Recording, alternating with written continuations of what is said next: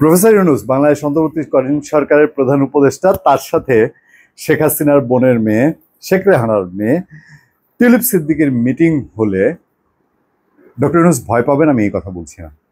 Doctor ইউনূসের ওখানে ভয় আছে, আমি এটা বলছি না। ভয় কোথায় কার আছে সেটা পরিষ্কার করার জন্য বসছি। তবে দেখেন, টিউলিপ শেখ হাসিনার বোনের মেয়ে, শেখ রেহানার মেয়ে, এটি তো বাংলাদেশে মেইনলি পরিচয় বাংলাদেশে, এবং তাকে এই যে দুর্নীতির একটা সাংঘাতিক রকম রূপে বাংলাদেশে বসে হাজার মাইল দূরে যেভাবে প্রতিষ্ঠিত করতে পেরেছে, তার মন্ত্রিত্ব গেছে, এটা এদের মনে একটা বড় সাকসেস। যেটা যে করতে পেরেছে, এইটা মানে মেকানিজম ক্যারিকেচার ওই শক্তিশালী বলেই করতে পেরেছে, এই জায়গায় স্যালুট করতে হয়। যে নিশ্চয়ই এদের মেকানিজমটা কত দূর পর্যন্ত দেখেন, চিন্তা ভাবনা করে পত্রপত্রিকায় রিপোর্ট করে। টিউলিপ সিদ্দিকের বিরুদ্ধে অভিযোগ কি কোনোটা এখন পর্যন্ত প্রমাণিত? এই প্রমাণ হতে কত বছর লাগতে পারে, কত দশক লাগতে পারে, কত যুগ লাগতে পারে। আমি টিউলিপ সিদ্দিকের গুণগান বা তাকে সার্টিফাই দিতে বসিনি। টিউলিপ চিঠি দিয়েছে বাংলাদেশের প্রধান উপদেষ্টাকে। এখন টিউলিপ সিদ্দিকির যে পরিচয়টা আমরা বলি, বেসিক পরিচয় অ্যাজ এ পার্সন, টিউলিপ সিদ্দিকির পরিচয় কি? সে ব্রিটিশ নাগরিক কাগজে পত্রে, সে ব্রিটিশ এমপি, ব্রিটিশ সাবেক মন্ত্রী, এখনো ব্রিটিশ সরকারি দলের লোক, তাই তো? দুইবার ব্রিটেনের মতো জায়গায় তিনি হচ্ছেন তার জনগণের প্রতিনিধি। আর সেই ভদ্রমহিলা, তিনি বাংলাদেশ প্রধান উপদেষ্টার সঙ্গে বৈঠক করতে যান, তারও তো একটা প্রোফাইল আছে। যেহেতু বাংলাদেশের প্রধান উপদেষ্টা ওই দেশেই গেছেন, এটা বিরোধী দলেরও কেউ না যে বিল ক্লিন্টন, ডোনাল্ড ট্রাম্প বা জো বাইডেন এসছে আর বাংলাদেশের একটা ছোটখাটো দল এনসিপি নাহিদ ইসলাম বৈঠক করতে চেয়েছে, এরকম তো না ব্যাপারটা, তাই না? তারও সেখানে একটা পরিচয় আছে। এখন এই বৈঠক নিয়ে একটা এমন একটা টিউলিপের কথা হলো যে আমি আমার বিরুদ্ধে যে অভিযোগ, আমি ভুল বুঝাবুঝি অবসান ঘটাতে চাই, ওনাকে বলতে চাই, উনি যেহেতু বাংলাদেশের চিফ, ওনার সঙ্গে কথা বলতে আমি খুব আগ্রহ নিয়ে বসেছিলাম। যে একটা এরকম দেখতাম যে ঠিক আছে, বাংলাদেশের একটা মেয়ে এরকম বিপদে পড়েছে, এরকম এরকম কথাবার্তা হয়েছে, আমার সঙ্গে দেখা করতে গিয়েছে, দেখা করতে চেয়েছে, এবং এটা লাইভ টেলিকাস্ট হচ্ছে। দুইজনের কথাবার্তা যদি দেখতে পারতাম, যুক্তি পাল্টা যুক্তি, যুক্তি পাল্টা যুক্তি, ওই 2-4 মিনিটেরই যদি দেখতে পারতাম, আমি খুব সুখ পেতাম। কি দাঁড়ায়, কি যুক্তিগুলা উঠে আসতো এখানে, এটা দেখার সৌভাগ্য আমাদের হলো না। কারণ বাংলাদেশ নাকি টিউলিপের চিঠি পায় নাই, নিয়ে নিলাম চিঠি পায় নাই, এবং এই বৈঠকটা হচ্ছে না। তবে হচ্ছে না যে ভয়টা কোথায় পেয়েছে জানেন? আমার হাতের সামনে 2টা নিউজ আছে। সেই 2টা নিউজের একটা নিউজ একটু আমি আপনাদের সামনে আগে তুলে ধরি। অত লম্বা পাঠে যেতে চাই না, এটা কালের কণ্ঠে একটা রিপোর্ট আছে। টিউলিপের চ্যালেঞ্জ ডক্টর ইউনূসের বিশ্বাসযোগ্যতার ভিত নাড়িয়ে দেবে। 4 দিনের রাষ্ট্রীয় সফরে যুক্তরাজ্যে গিয়েছেন অন্তর্বর্তী সরকারের প্রধান উপদেষ্টা ডক্টর মোহাম্মদ ইউনূস। এর সুযোগে নিজের বিরুদ্ধে দুর্নীতির অভিযোগ নিয়ে ভুল বোঝাবুঝি অবসানে প্রধান উপদেষ্টার সঙ্গে দেখা করতে চেয়েছিলেন। চিঠি দিয়েছিলেন যুক্তরাজ্যের সাবেক সিটি মিনিস্টার ও বাংলাদেশে ক্ষমতাচ্যুত প্রধানমন্ত্রী শেখ হাসিনার ভাগিনা টিউলিপ সিদ্দিকী। যদিও সরকারের পক্ষ থেকে জানানো হয়েছে, এ ধরনের কোনো চিঠি ডক্টর ইউনূস পাননি। এদিকে দুর্নীতি ইস্যুতে অন্তর্বর্তী সরকারকে দেয়া টিউলিপ সিদ্দিকের চ্যালেঞ্জ প্রধান উপদেষ্টা ডক্টর ইউনূসের বিশ্বাসযোগ্যতার ভিতকে নাড়িয়ে দেবে বলে মন্তব্য করেছেন অনলাইন অ্যাক্টিভিস্ট আরিফ জেপ্তিক। দেখলাম ইউটিউবে, ওনার সঙ্গে ব্যক্তিগত পরিচয় নেই, সাংবাদিক হিসেবে আমি কখনো ওনাকে পাইনি আমার সাথে, বা কলিগ হিসেবে পাইনি কোথাও। তো এইটা ধরেই কালের কণ্ঠ রিপোর্টটা করেছে সোশ্যাল মিডিয়ায়। এরকম কথা বলে তিনি বলছেন, ডক্টর ইউনূসের লন্ডনের সফর টিউলিপ সিদ্দিকের চ্যালেঞ্জের জন্য বিরাট অস্বস্তিকর হয়ে থাকবে। এই অস্বস্তি দুদকের মাধ্যমে শেখ হাসিনা পরিবারের দুর্নীতির যে অভিযোগগুলো আসবে, তার সবগুলোকে সন্দেহের দিকে রাখার জন্য আন্তর্জাতিক মহলের কাছে একটি গুরুত্বপূর্ণ মাইলস্টোন হয়ে থাকবে। এই যে দুর্নীতি, আমি একটা প্রসঙ্গ আপনাদেরকে বলি। দুর্নীতি দুর্নীতি দুর্নীতি, অপশাসন, অবিচার, আওয়ামী লীগের এই লোকজনের উপরে যে এই অভিযোগগুলো এই সরকারের সময় এখন এসে, এগুলো কোথায় গিয়ে আটকে গেছে জানেন? সব জুলাই অভ্যুত্থানের মধ্যে কোথায় আটকেছে? আওয়ামী লীগের নামে যত মামলা, আওয়ামী লীগের সাবেক লোকজনের নামে, সব মামলায় হচ্ছে জুলাই হত্যাকাণ্ড মামলা।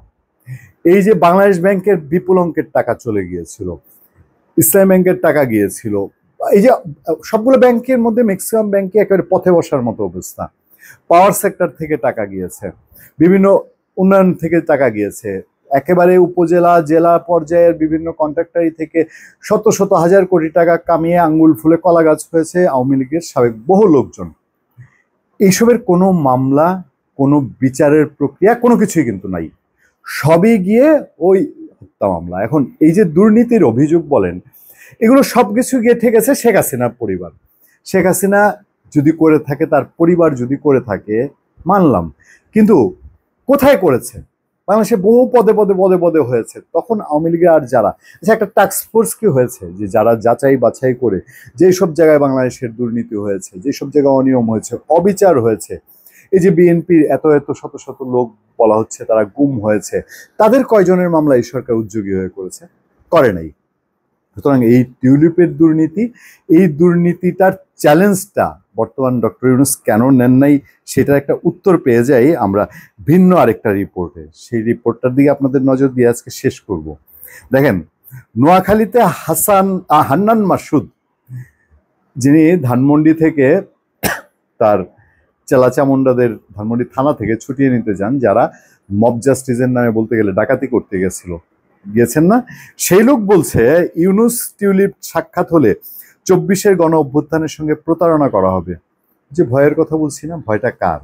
ডক্টর ইউনূসের ভয় না, ভয় হচ্ছে এই যে এই টাইপের লোকগুলা যারা বলছে যে এই যে এনসিপির জ্যেষ্ঠ যুগ্ম মুখ্য সমন্বয়ক, পরিচয়টা দিতেও কষ্ট হয় ওনাদের, হান্নান মাসুদ, অন্তর্বর্তীকালীন সরকারের প্রধান উপদেষ্টা অধ্যাপক মোহাম্মদ ইউনূসের সঙ্গে ছাত্র জনতার খুন এবং এদেশের মানুষের অর্থ পাচারে জড়িত টিউলিপ সিদ্দিকের সাক্ষাৎ হলে সেটি 24-এর গণ অভ্যুত্থানের সঙ্গে প্রতারণা করা হবে।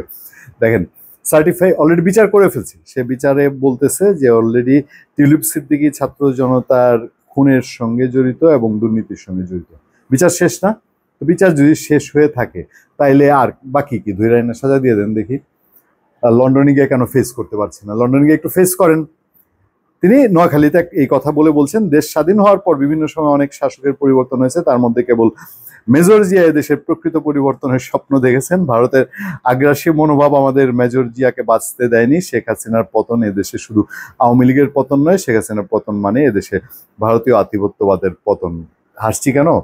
হাসছি হলো ওনারা এখন বিএনপি এবং প্রয়াত রাষ্ট্রপতি জিয়াউর রহমান নিয়ে কথা বলেন, নমনীয় কথা বলেন। এখন আর বলে না ছাত্র দলরে দেখে নিব, আওয়ামী লীগরে যা করছি, ফেসিবাদরে যা করছি, তোমাদের পরিণত তা, এগুলো এখন বলে না। আর এই যে নতুন একটা তথ্য যে দিলেন যে জিয়াউর রহমান কিভাবে মারা গেছেন, বিএনপি উচিত হান্নান মাসুদকে ধরে এনে পুরস্কৃত করা। টিউলিপ সিদ্দিকী যে কিনা আরেক দেশের এমপি, তারে লতায় পাতায় পেঁচায় না যেভাবে যা করছেন, তো ভদ্রমহিলা দেখা করতে চেয়েছেন, দেখাটা করেন, আপনারা চ্যালেঞ্জ করেন, আপনারা এনসিপি টোটাল এনসিপি বসেন একদিকে, আর টিউলিপ সিদ্দিকীরে বলেন কথা বলুক। ওই মহিলার নামে চিঠি দেয় দুর্নীতি দমন কমিশন, চিঠি দেয় যে কোন ঠিকানায়, আকাশের ঠিকানায়। মহিলা বলতেছে যে আমার বিভিন্ন যে নামে চিঠি দেয়, গ্রেপ্তারি পরোয়ানা জারি করছে, আমি এগুলো নিয়ে একটু কথা বলতে চাই। তো যে কোনো অভিযুক্ত তো আত্মপক্ষ সমর্থনের সুযোগ আছে, সুযোগটা দেন। তারপরে দুর্নীতি করে থাকলে, ব্রিটিশ সরকার তো দুর্নীতির বিরুদ্ধে সাংঘাতিক স্ট্রং। সালমান এফ রহমানের ছেলে পেলেকে ধরে নেই, তাদের পয়সা বাজেয়াপ্ত করে নেই, তো আপনি সেই প্রক্রিয়া যান। তার মন্ত্রিত্ব গেছে, বলেন যে আমার দেশে এই প্রমাণ আছে, এই ডকুমেন্ট আছে, পাঠান, বাংলাদেশে জেল খাটতে হবে। সেটুক চ্যালেঞ্জ নিচ্ছেন না কেন? ধন্যবাদ সবাইকে, ভালো থাকবেন, সুস্থ থাকবেন। সত্য, করুণা এবং সহনশীলতার সাথে আপনার সাথে আমি আতিক রহমান পূর্ণিয়া।